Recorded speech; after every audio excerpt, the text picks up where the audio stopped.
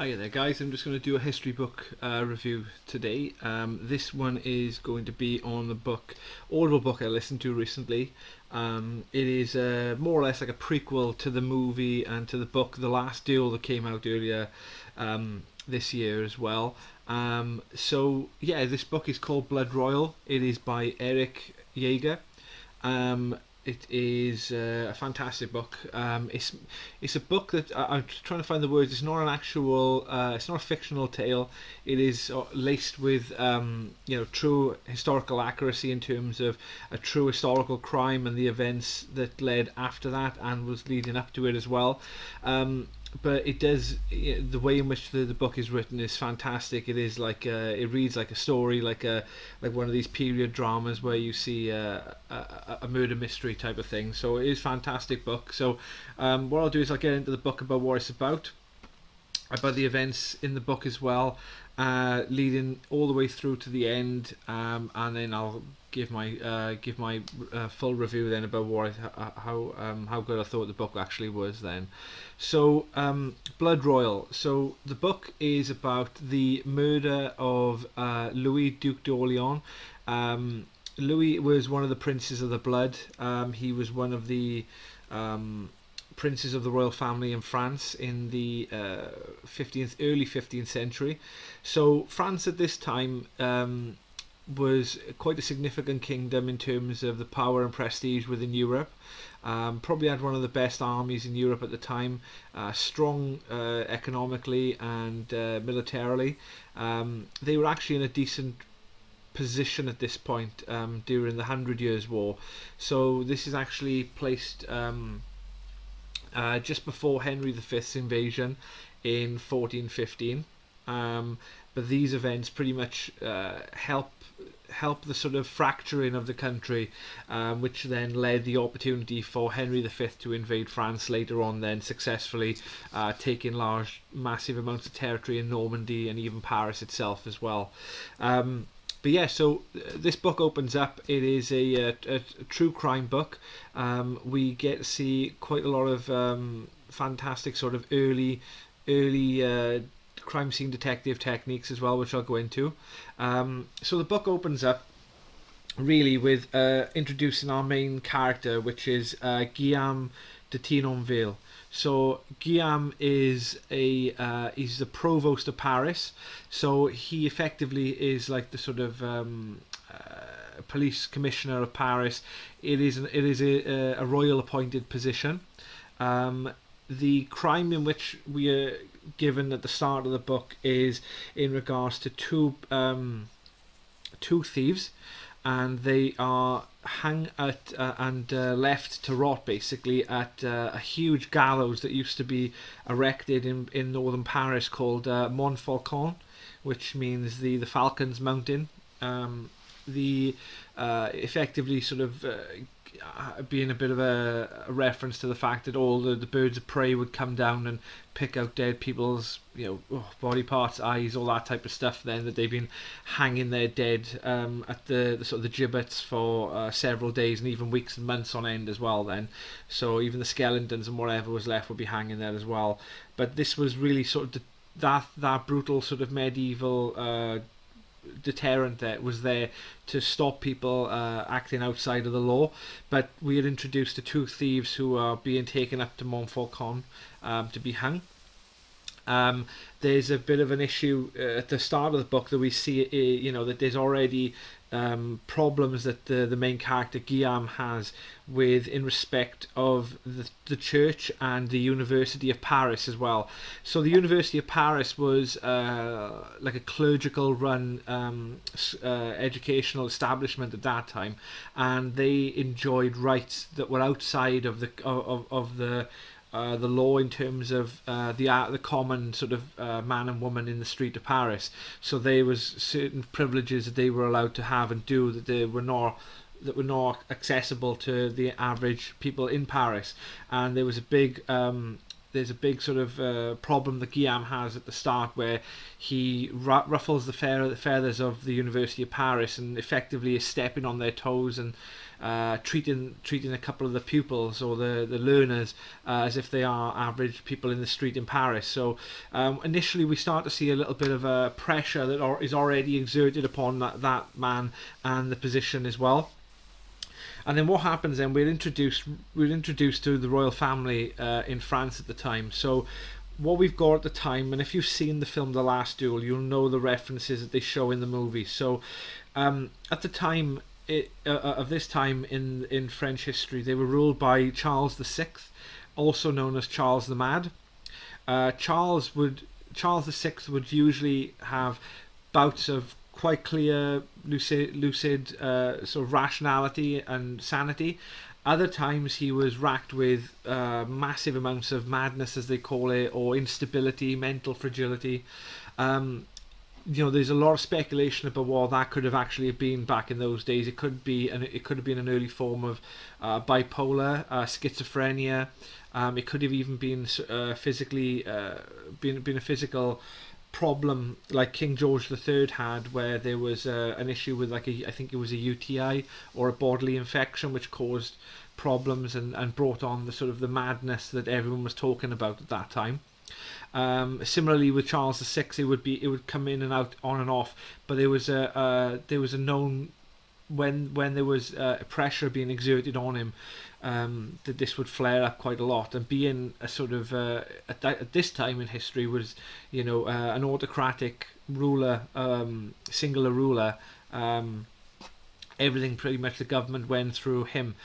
Apart from, there were princes and so family members. When I say princes, I mean family members. It doesn't necessarily have to be the sons of Charles. So some of the princes of the blood in France were uncles of the king, cousins, brothers of the king as well. And one of them was Duke Louis d'Orléans. And Louis was effectively the most well known, the most liked, the most sort of accessible, as well as he enjoyed a good relationship with the king's wife, which some maybe people have attributed that it could have even have been a sexual relationship as well that he was having whilst Charles was mad or incapacitated as well.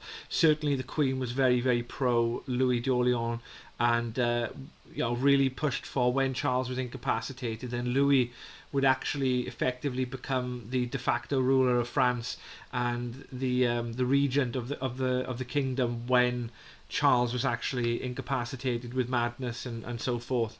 So we have other princes of the blood. So the Duke de Berry is a fantastic description of all 4 or 5 of the princes of the blood. So you've got the Duke Louis d'Orléans, who was by all accounts very charismatic, very good looking, a very influential prince. Not necessarily the richest of all of them, but the most accessible to the public. If the public were polled at that time, Louis probably would have been the most favoured. Like we poll the public now, probably you would say that William and Kate would probably be the most favoured royals at the moment over, say, Harry, Meghan, or even the Queen, or even Andrew. Yeah, that's an obvious one, but it's that type of thing. Louis would have been the most popular. Then we've got the Duke de Berry.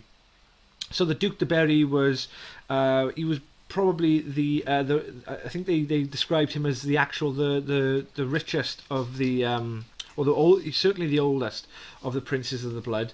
Had a lot of experience in terms of seeing where the kingdom had suffered through sort of invasions and wars with England. I mean, we are technically still in the 100 Years' War, although the war itself at this time is not entirely active.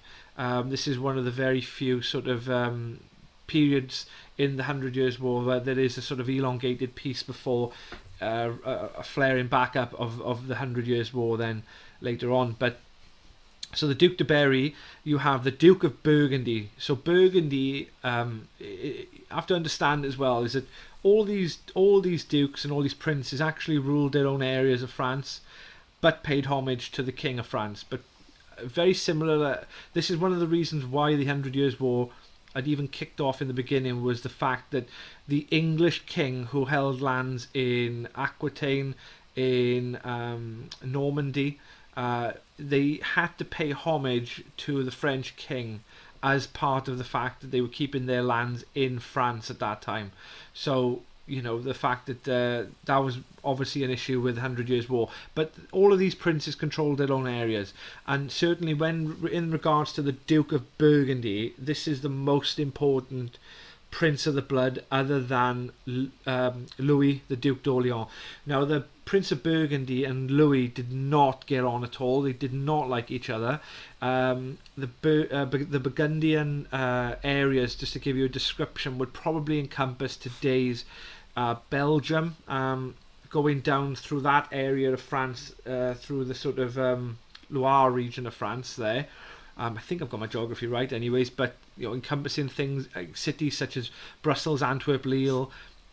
These types of places would fall under the Burgundian control, as well as parts of southern France as well, which would be straddling the Holy Roman Empire, aka Germany, the Italian lands at the south as well. So the Burgundian area was quite a substantial part of France, and later on would actually turn against France itself and side with England in the Henry V's invasion. But at this point, all we need to know is that the Duke of Burgundy did not like Louis of Orleans, had massive issues with him. These princes at times would actually go to war with each other, whilst not engulfing the country entirely in civil war, but they were definitely rivals with each other to get the best lands, the best titles, the most money, and really just improve their influence in the kingdom. So all of these names you could probably recognise. You know, they're all part of the royal family's names in France.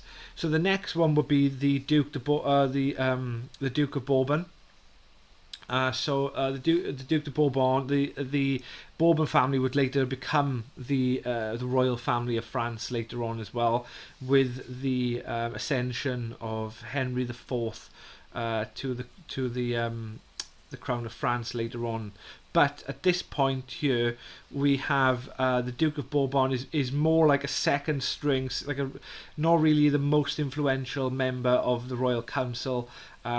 Is certainly very, very wealthy. Holds a lot of lands both in France and in Navarre, which is like the Basque region of Spain, northern Spain, southern France.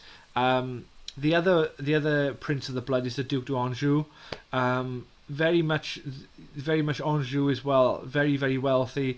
Controlled a substantial amount of lands in the heartlands of France as well.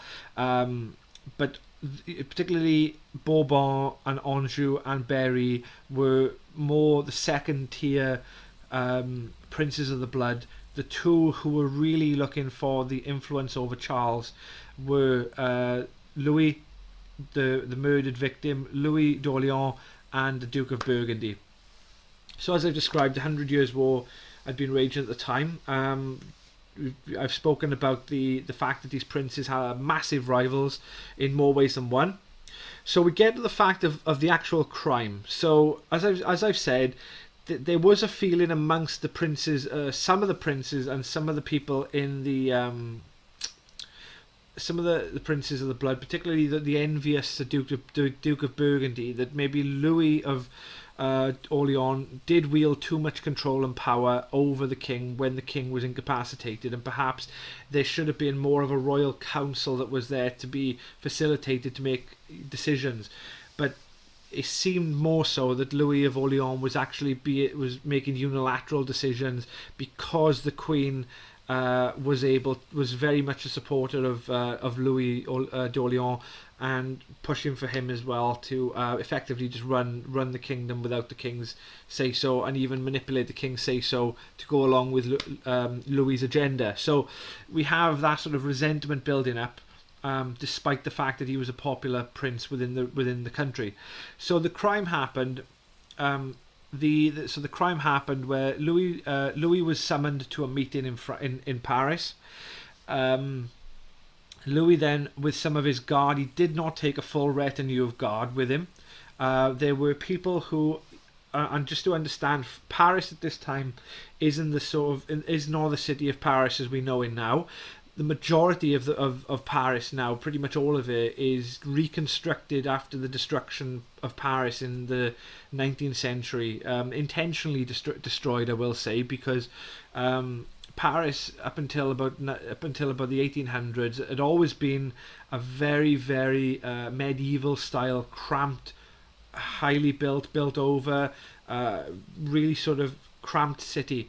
And one of the reasons why the city was destroyed and rebuilt was primarily during the French Revolution, where insurrection and and communities were able to be shut down.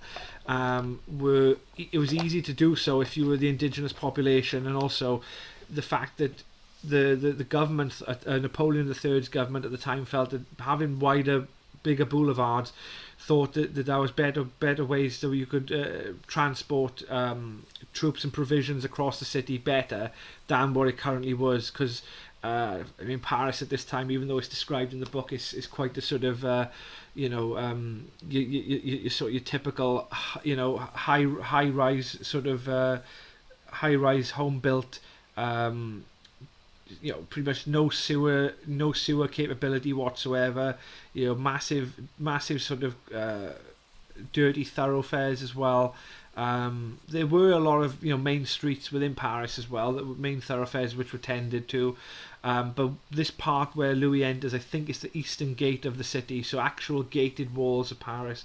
When he enters through there, he's entering through a very cramped area where, although people were protected by the wall of Paris, there would occasionally be potential raiders. It could even be wolves. It could even be like bandits, or even the English themselves. So you had the guard, the sort of the city guard, would usually tell people at night, as soon as nightfall happened, blow out your candles and make sure that there's nobody to be seen there, so we can identify any movement and anybody basically effectively it was like an enforced curfew at the time. And when Louis entered the gate, one of the gates of Paris, with a small retinue, a lot of not a lot of knights in his stable have gone with him. A lot of page boys, a lot of second. What can I put it? A lot of many men at arms or knights with him. So he's gone quite casually to a meeting in Paris as well, where he believes he's going to be safe. And unfortunately, at that time, he's actually confronted by a gang of people, and he's attacked. Some of his retinue fight and protect him, but Louis, thinking that these people have not identified him, or think that he's not the prince or an imposter or some sort, is not really worried at the time of when the confrontation happens. He thinks he can either talk his way out of it, or the mere fact that he is so influential in the country that he can just get out of the scenario, and it's a giant misunderstanding. However, the attackers actually go and they butcher and they kill Louis in the streets of Paris, chopping his hand off as well, and splitting his head open with an axe as well. So everyone at this point is absolutely shocked about what's gone on. The book is absolutely fantastic about detailing witnesses at the scene of the crime. You have people like a regular house, a regular mother in one of the homes. You have a baker. You have somebody working, I think it's a blacksmith as well. They all detail where they saw people coming into the streets to confront what they said. There's a lot of early criminal corroborative detective work going on by Guillaume de Tinonville, the provost of Paris. And then the part of what I really enjoyed about the book is the part of the book where he then comes to the crime scene and is detailing who went where, having people section off areas, giving members of the provost specific jobs to look at feet marks in the ground, any sort of things that they can find, like such as swords or rings or fingers or hands or anything at all that they could find during the fight where there was blood, taking sketches. So things that we take for granted at the crime scene investigation now were already being used in a really early form back in the Middle Ages, with the expertise and the know-how that they had back then. So, you know, and even in terms of the interrogation techniques, I mean, albeit they were not not something that we would do now, you know, particularly in the Middle Ages. If you didn't sort of confess all that you knew, then it was mainly through they would threaten torture on you to get out what they wanted, and sometimes even if you did have nothing to say, they would go ahead with the torture anyway. So some, you know, in terms of the sort of the criminal process here, I was quite impressed. You know, there's something back in 1400 would have this sort of put together information, and Guillaume is quite an impressive person and character to sort of store the information and to be able to delegate responsibility to collect evidence, and then what at this part of the book, then we move on to what I thought was one of the second best part of the book, which is you have a big meeting and the aftermath of the crime. So Guillaume effectively evidence gathers everything, brings together the princes of the blood, and says, listen, we need to do something now, because, well, they needed to do something because Paris was in chaos. There was rumours going around everywhere, there was threats of civil war, people were panicking because a popular figure has been killed, very similar to when Diana died, or, you know, an outpouring of mourning, but anger as well, and suspicion too. So effectively, at this point, Guillaume is asked to come to a meeting of the Princes of the Blood. At this point, he interviews all of the Princes of the Blood and specifically wants to sort of look at who would have the means, motive, and opportunity to go ahead and kill Louis. The Queen at the time was distraught, and there's a lot of information about where the Queen flees Paris. I can't remember where they go. I think it's I think it's Saint-Cloud is where they go to. Different places in France where the royal family would routinely retreat from Paris if there was, say, threat of civil insurrection, or that there was the city was ever taken over, like it has done many times in the past. But in this case, you have the meeting with the Princes of the Blood.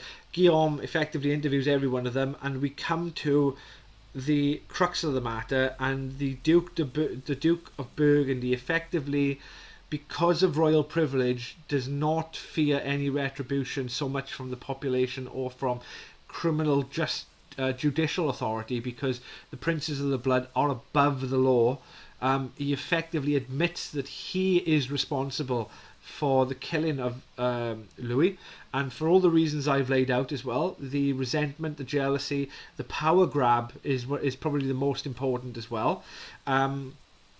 So we have the confession. The Duke of Burgundy then is allowed, well, not so much allowed, but flees Paris because of this, thinking that the other Princes of the Blood are going to reprise upon him and his family and his lands for what he's done. So he flees back over the border, the border to effectively Belgium, but back into the Burgundian held territories. What we have then is the fact that the mere fact that Tinonville and Guillaume has investigated the crime, and he's done everything just asked of him. He's done his job. This is a really sensitive part of history for France, but the fact we see this all the time as well within like say TV shows and police shows, that the investigator, if they do get too close to the issue and to the issue at hand, and they do get too close to perhaps the real story, that they have reprisals put upon themselves. So Tinonville is basically given a dressing down. He has to perform what's called an amende honorable, which means you have to sort of repent for what you've done. Your actions are beyond your station. You've offended, and the amende honorable is only something that the king can sort of grant you, to be allowed to say you're sorry in the most humiliating way possible. But this saves your life effectively. It is like getting off death row, but you have to perform an incredibly humiliating things such as kissing people's knees and kissing people's toes and stripping naked and all this type of stuff as well, having land stripped away from you, the position removed as well. So in terms of Guillaume, until the very end of the book, that is pretty much wrapped up. Unfortunately, it isn't a fantastic sort of, he doesn't sail off into the sunset. That is Guillaume taken out of the picture at that point. So at this point in the book, the criminal aspect is switched off, and then we turn back on to the historical repercussions of what's gone on. So effectively, the John of Burgundy has himself to perform an amende honorable, is given the option to do so. John of Burgundy, the Duke of Burgundy, effectively in his actions chooses to take France into civil war.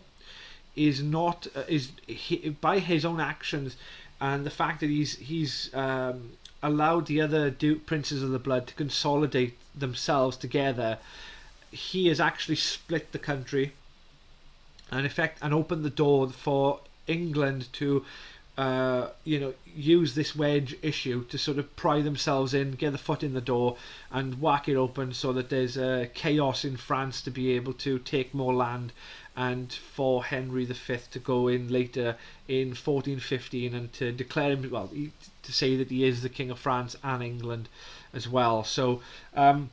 So John is playing his cards because he doesn't fully trust that even if he does perform the amende honorable, that he's going to retain his current standing or the previous standing and even expand what he had, which is the reason why he actually killed Louis in the first place. So what we see at this time then is a massive. We have the son of Louis d'Orléans, the family of Orléans, and the Duke de Berry, the older, sort of more experienced Duke of one of the Princes of the Blood. They line up against Burgundy and the English. So the English at this time, just to give context, the English are already in northern France in places such as Calais, Dunkirk, and they had some holdings as well down in Aquitaine in the south west of France as well. And at this time they had previously held areas of northern France, such as Harfleur, Caen, and these types of areas in northern Normandy as well.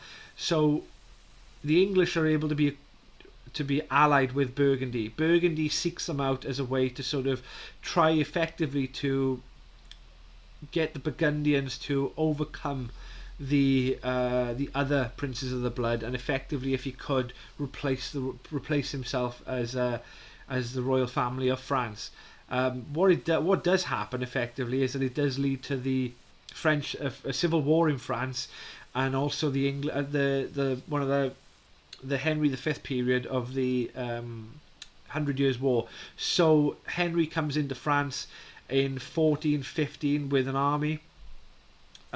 He invades Normandy, Honfleur, and then Harfleur, taking several towns. Henry V was quite brutal, I will say. So he's not the Shakespearean. Get the Shakespearean version out of your head and look at the actual evidence as well. I mean, he was a very, very medieval, brutal conqueror king, was Henry V, and did sort of leave a great swath of conquering and destruction throughout northern France before he was looking to retreat to the English-held areas of Calais and Dunkirk before being met in Agincourt in 1415 by the bulk of the French nobility, in which the French at this time were they'd had superior numbers there, but after Agincourt the thing entirely flipped, where the English army were purely in control then, and the remnants of the infighting and the rump of the French nobility, whatever was left of it, a lot of them died at Agincourt, but whatever was left retreated with Charles and his son would later become Charles VII then, down into down past the Loire River into Orléans, and later on then, once Henry V is dead, we see that John of Burgundy himself is assassinated in 1419 as well then, as a reprisal for the the killing of Louis d'Orléans. But yeah, I mean the 100 Years' War is a incredibly interesting piece. But this book I thought was fantastic in terms of the historical narrative, which I mean I love things like Joan of Arc. I think Joan of Arc particularly is such an important historical character. The 100 Years' War is very interesting. All different areas of the 100 Years' War, like the Carolingian part, and then the all the way up until the final fall of England's English France in the 1450s. I find a really compelling piece of history. But I think the criminal aspect of this, I was really impressed. I think the author did a good job of really detailing from a criminological point of view the evidence gathering techniques back then. So for that, I'm gonna give this final rating of this book, which is going to be a 4 out of 5.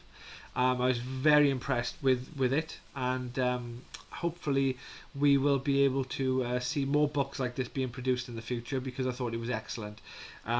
But yeah, I mean, let me know what you think of the book as well, and see if my review actually gives you credence, and maybe you want to go and read the book yourself, and let me know what you thought of it, whether you were looking at it from a criminal point of view, like a criminal story, or from a historical standpoint as well. But you can't go wrong with this. I would even say I think this is superior to The Last Duels that he also wrote as well. But fantastic work, and hopefully you enjoy the book as well. But let me know, and yeah, come back soon and subscribe to the channel if you haven't done so. But